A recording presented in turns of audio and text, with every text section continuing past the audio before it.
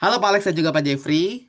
Perkenalkan kami Alexandra Val dan juga Hasan Sebastian. Pada kesempatan kali ini kami akan mempresentasikan mengenai paper kami yang kami angkat judulnya itu From Fader to Transformers.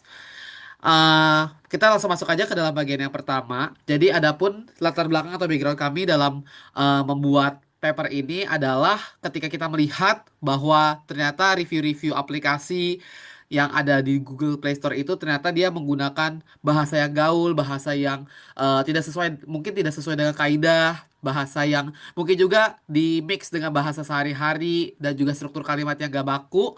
Dan karena kita melihat adanya penggunaan bahasa-bahasa ini dan kita juga ngelihat ternyata terdapat satu jenis auto labeling yang kita kenal sebagai fader yang dimana dia mampu memberikan label sentimen secara otomatis dan juga dia itu sesuai dengan yang di review which is bahasanya sangat-sangat eh, tidak sesuai dengan kaidah kebahasaan pada umumnya yang tetapi memiliki kelemahan yaitu dia itu tidak terbatas pada lintas bahasa, dia hanya terbatas pada bahasa Inggris saja. Sebaliknya, model pre-trained multilingual transformer seperti multilingual BERT itu dia itu punya performa yang sangat bagus sekali pada model-model atau pada data-data yang memang konteksnya itu adalah berbau sentimen, berbau teks. Akan tetapi dia membutuhkan data dengan jumlah label yang besar. Nah, sedangkan biasanya untuk melabelin suatu review, suatu komen itu harus membutuhkan manual human judgment, di mana tentunya kalau misalnya untuk melabelkan data yang besar dalam jumlah yang banyak membutuhkan sumber daya yang cukup banyak pula. Nah, adanya keterbatasan atau gap ini membuat kami tertarik untuk meneliti bagaimana sih cara mengusulkan pendekatan semi-supervised learning, di mana nggak semua datanya itu harus memiliki label hanya sebagai kecil saja.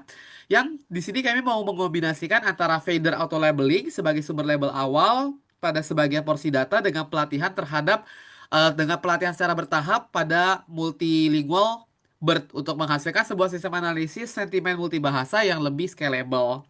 Nah, untuk mewujudkan hal tersebut, metodologi yang kami ambil di sini, pada akhirnya kami melibatkan 12.000 review atau ulasan dari TikTok pada platform Google Play Store.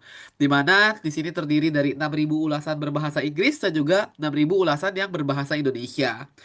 Nah, lalu data itu kami split sebanyak kira-kira 2.000 data yang terdiri dari 1.000 Inggris dan juga 1.000 bahasa Indonesia itu akan kami jadikan sebagai data ground truth atau golden test set. Dan di mana ini nanti nggak akan kami pakai untuk training, tetapi kami hanya pure pakai untuk testing aja. Dan data-data ini juga kami validasi secara manual. Nah, untuk 10.000 sisanya akan kami bagi menjadi 3 pool, yaitu pool A, pool B, dan juga pool C. Di mana pool A ini istimewa karena pool A ini akan dilabeli secara otomatis oleh fader dan dia juga akan menjadi the only labeled dataset sebagai bahan untuk pendekatan semi supervised learning ini. Dan juga pool B dan juga pool C di mana yang berjumlah 3.000 dan juga 2.000 data sisanya mereka akan eh, dilabelkan dari model yang berarti sudah dilatih dengan pool A tadi. Nah, selanjutnya proses itu akan dilakukan secara iteratif dengan melatih Embed pada masing-masing pool. Sehingga pada akhirnya kita akan melihat bagaimana sih performa dari si hasil prediksi Embed ini dengan pendekatan semi supervised learning. Nah, untuk pembahasan tentang performa yang lebih lanjut akan dilanjutkan oleh teman saya Hansel. Oke, terima kasih Alex. Jadi kita akan masuk ke hasilnya sekarang ya. Sorry. Jadi hasil evaluasi itu menunjukkan bahwa Embert pertama, yaitu yang bar chart yang kiri. Jadi kan itu kan udah terbagi ke tiga ya. Jadi ada Embert satu sama Embert 2 sama Embert 3. Seperti yang Alex bilang, kita akan bagi dulu. Jadi pertama kan pool A itu dipakai buat Embert satu, habis itu pool AB itu dipakai buat Embert 2, habis itu pool ABC itu dipakai buat Embert 3. Nah, setelah kita training dan kita testing, kita ada pertama kita bisa bilang bahwa Ember pertama itu yang paling bagus dengan pertama nilai akurasi itu yang 0,76. Boleh tolong di zoom in Alex ininya grafiknya. Habis itu F1-nya juga dia yang paling bagus juga, berarti dia itu bisa lihat semua labelnya. semua kelasnya yaitu 0,723. Berarti dia itu udah bisa lihat semua kelasnya secara seimbang. Tapi yang menariknya itu waktu kita lihat Ember 2 sama 3 sebenarnya performanya itu kurang lebih sama-sama aja dari yang Ember 1. Nah, oke boleh di zoom out. Nah, habis itu jadi nilai loss cross entropy meningkat secara bertahap dari 0,725 pada Ember 1 menjadi 1182 dan 177 1447 sorry pada Ember 2 dan Ember 3 itu untuk nilai loss kita yang mengindikasikan peningkatan kepercayaan model akibat penguatan pseudo label yang kita label itu kan pakai Ember habis itu dibandingin sama yang fader. Sementara performa klasifikasi diskrit tetap relatif stabil. Nah, oke kesimpulannya jadi pendekatan pendekatan kami yaitu semi supervised itu menggunakan perluasan analisis sentimen multibahasa secara efisien tanpa penurunan performa yang signifikan. Tetapi penggunaan pseudo label tersebut dari Ember 1, 2 dan 3 itu secara iteratif itu cenderung meningkatkan kepercayaan model secara berlebihan dan menurunkan kualitas kalibrasi probabilitas.